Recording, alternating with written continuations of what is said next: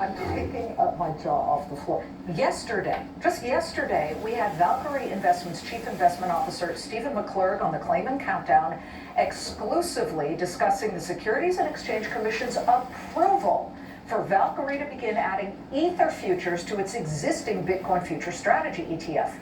Following his appearance on the show, the SEC contacted Valkyrie asking them to unwind their Ether purchases and wait until next week when the agency plans to greenlight a handful of other Ethereum ETFs.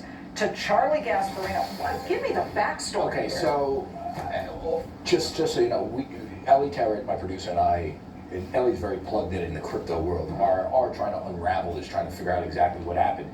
But clearly, the message that was received from the Clayman Countdown were provided by the Clayman Countdown, which was nothing more than... He did not diss the SEC. No. He said they've been working well together. That appearance on this show sparked, from what I understand, is incredible outrage among his competitors.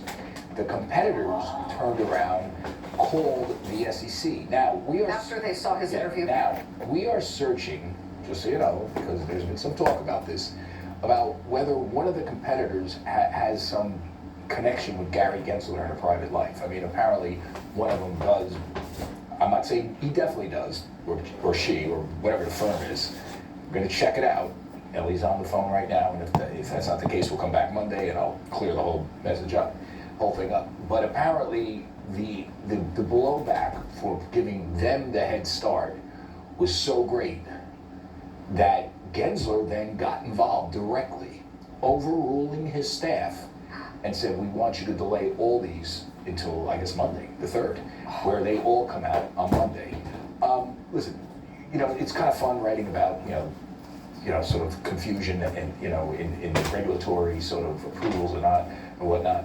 But I think this speaks to a bigger issue. I mean, there is a degree of confusion at the Securities and Exchange Commission about Gary Gensler's agenda in terms of regulating crypto and how it should be regulation and approval of various products as part of that regulation as the SEC grapples with this industry. There's immense confusion.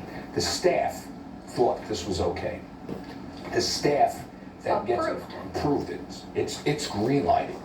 Valkyrie could have gone today and said, screw you. They're not. Guess why? Because they're being regulated by Gary Gensler and the SEC. That's the last person they want to like annoy, right?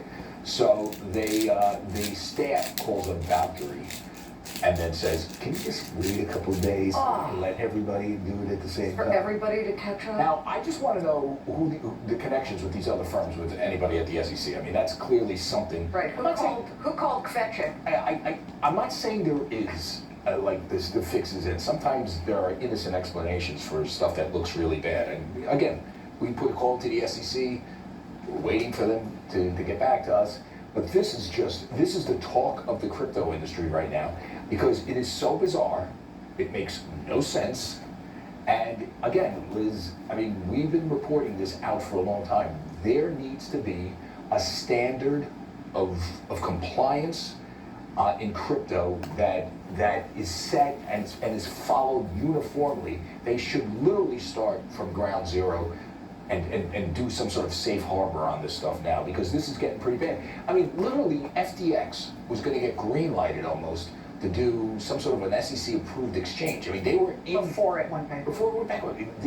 Sam Bankman-Fried had numerous meetings with Gary Gensler.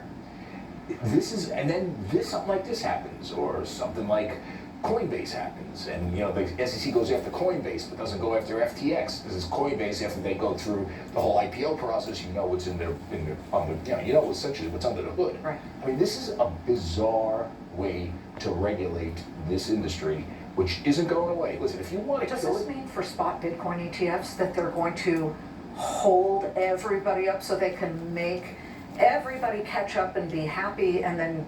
Listen, my view, if they're like, you know, wringing their hands on this product, which is essentially all but approved because they're allowing futures ETFs out there, right, for qualified investors, they're never going to approve a spot Bitcoin ETF. I know, listen, Larry Fink is very plugged in the Biden administration. I'm sure he's making calls, but I don't think that's ever going to happen. Well, it sure is interesting that the others watched and saw you and So you, Valkyrie. it's your red hair that caused them to freak. It just glowed, and then you were like, ah! Redheads have that effect. It's Friday. Right, what a way to end the week. Okay, thank you very much. All right, take a look at the stock market on this Friday.